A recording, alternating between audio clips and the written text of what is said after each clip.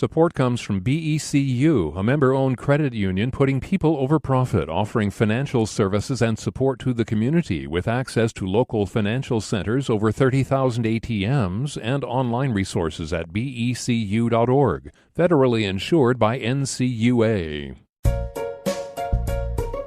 Hey, good morning. It's Patricia Murphy. It's Memorial Day. Whatever you're doing, I hope it's a good day for you. We'll be back tomorrow. Until then, a story from our friends at KUOW's The Wild podcast. Attention all aircraft in Seattle. We have a huge earthquake going on. The tower is collapsing. I say again, the tower is falling apart. Hang on, everybody. 20 years ago, Seattle was hit with a 6.8 magnitude earthquake. That's a serious earthquake.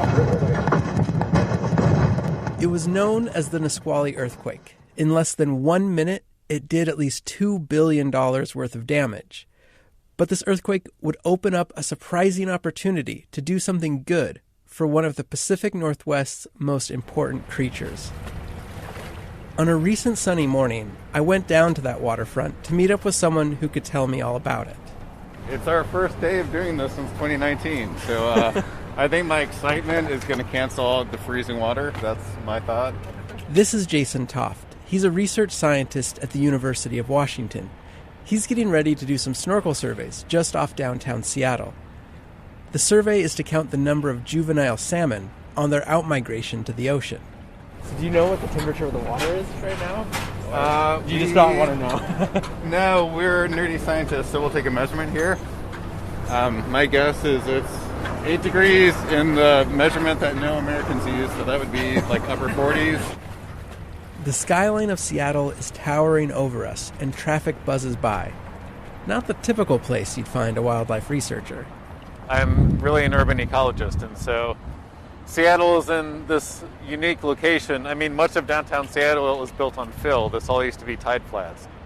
I'm meeting Jason at the base of the Seattle seawall. It's a 7,000-foot-long concrete wall that creates Seattle's downtown waterfront. For those of you unfamiliar with the layout of Seattle, the city was built right on the edge of Puget Sound, an inlet of the Pacific Ocean. There's also the Duwamish River that cuts through the heart of the industrial part of the city. You know, you see Harbor Island right now where those cranes are, and so that's where the Duwamish River actually flows into Puget Sound. The Duwamish is an important river for salmon migration. So whenever a pretty big river flows into Puget Sound, you have this kind of interconnected mud flats, tide flats, and smaller and channels feeding in.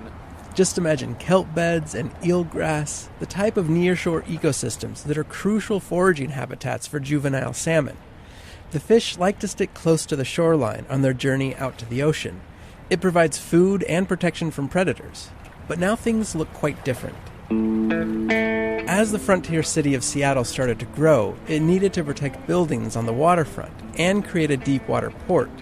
So they started construction of a giant concrete wall. And you have infrastructure built close to shore for obvious reasons, right? You have a lot of shipping and industry, and you know, over time that just gets built up. The original seawall was completed in 1934 and now acts kind of like an underwater castle fortress for the city. Seattle being built and the seawall being here, it's really changed the shoreline in a drastic way. This is Juhi LaFuente. She's a research assistant who works with Jason. That has impacted fish, especially juvenile salmon, to the point where this isn't what they're used to. Goodbye tide flats, hello Space Needle. Without the seawall, the downtown Seattle as we know it wouldn't exist. It is protecting Seattle from high tides, from storms. You know, it's there for a reason. Seattle is known for its famous Pike Place Market. You know, where the fishmongers throw the day's catch around to impress the tourists. And that huge Ferris wheel right on the water. All of those things are built on piers coming off of the seawall. So if you've been there, then you've walked on top of the seawall. It may not seem like it, but there's actually wildlife right under your feet. When you're downtown Seattle between April and June, take a look down below and see if you might see a school salmon. you know? This wall is kind of a double-edged sword. It provides families on vacation the opportunity to see wildlife right in the city, but also is a major roadblock to that wildlife. Seawalls are necessary for their infrastructure, but they also cause a lot of ecological impacts to the environment. All of these changes have meant the loss of that nearshore habitat that the baby salmon need. The piers, the ones holding up all those restaurants and tourist shops, they create these shadowy areas on the water, which changes how the fish move through this section. And it's really dark down there. It's pretty scary, even for a human who's a lot bigger than a fish. And, they need light in order to see their prey. So they tend to avoid going into dark, scary places, as any animal might. And since they don't like to go into those shadows under the pier, often the fish will swim around them, which is a lot more energy intensive and leaves them more vulnerable to predators. So the salmon had all of those things working against them until 10:54 a.m. on February 28th, 2001. The Nisqually earthquake. The quake destroyed a section of the seawall. It would need to be rebuilt. Engineers, design experts, and scientists all saw this as an opportunity to eco-engineer a better path for juvenile salmon. But for a big city like Seattle, where you can't technically restore habitat, you're not going to recreate these tide floods right here. Again, the ecological engineering is recognizing that and trying to improve ways that you can pour concrete into a seawall and build piers and recognize that you can still do a little bit of good in this urban system. So construction began on the new section of the wall in 2013, one that could hopefully improve the ability of the fish to migrate safely through this highly developed ecosystem out to the ocean. This new design differs from the original wall in some subtle but very important ways. The actual surface of the wall is different. Instead of just a smooth concrete wall in the water, they built the wall with textures, bumps and grooves. It looks a bit like a climbing wall that you might find in a gym. And that provides a place for algae and other invertebrates to grow, a main source of food for the fish. And then there's also this shelf that sticks out from the wall several feet below the water. It kind of creates a fake seafloor. We know that many juvenile salmon are looking for shallow water beaches really close to shore, and in this case where you don't have that, it's trying to mimic that shallow water. Another change that was made were these tiles on the sidewalk. Remember how the fish were scared to go into the shadowy section under the piers? Well, they installed these glass blocks about the size and shape of an old VHS cassette. They embedded them right into the sidewalk that hangs out over the water. Before the habitat improvements, we actually didn't see as many salmon underneath the piers than we do now. Jason and his team have observed more feeding behavior from the salmon when the fish are swimming under the glass blocks. And the idea to really have the opportunity to build something that could coexist and meet the needs of the city of Seattle and the salmon that outmigrate out of the Duwamish. These all seem like small changes, but as a whole, they really have potential to change how these fish move through the city. The construction on the wall was completed in 2017. If you build it, will they come, is a great way to summarize this. And that's what this team is trying to figure out. Jason is hoping that by surveying fish behavior, he can see if this new section of the wall is actually working. When we're snorkeling, we can see if they're feeding or not, which is really cool. So we can see not only where they are, but what they're doing. And all suited up, Jason slips into the water.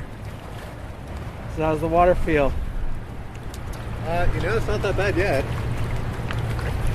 I haven't put my head under, but...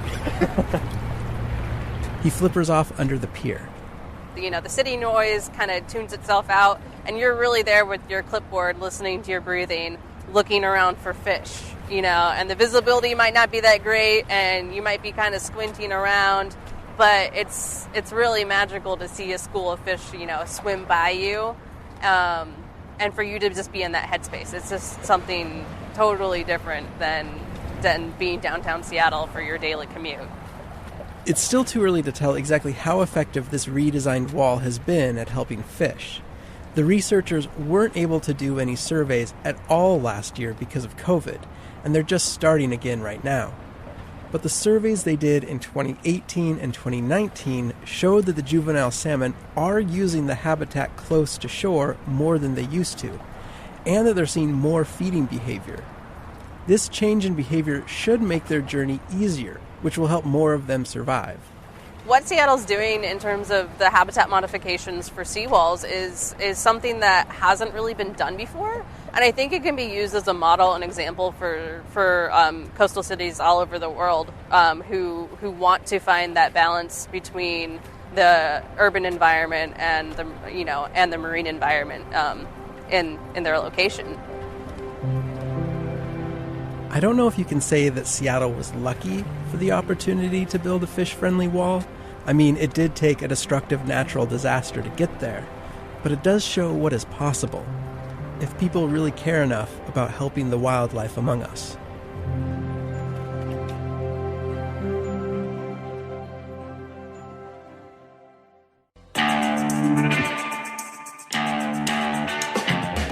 The wild is inspired not just by nature, but by people who work in it, love it, protect it. You can learn more at thewildpod.org. Be sure to check out our Instagram account at thewildpod, and you can find me at Chris Morgan Wildlife. A very special thank you for their kind financial support to Jill and Scott Walker, Rose Letwin, Ellen Ferguson, Anna Kimball, John Taylor, Mark and Rebecca Wilkins, Bob Yellowlease, and Paul Lister. The Wild is a production of KUOW in Seattle and me, Chris Morgan, with support from Wildlife Media. Our producer is Matt Martin, Jim Gates is our editor, and our production team includes David Brown, Juan Pablo Chiquiza, April Craig, Cara McDermott, Tio Popescu, Darcy Riggins-Smith, and Brendan Sweeney. Our theme music is by Michael Parker. I'm your host, Chris Morgan. Thanks so much for listening. And if you enjoy The Wild, please do ask your friends to follow our podcast and maybe even give us a review. Thanks so much, and take good care.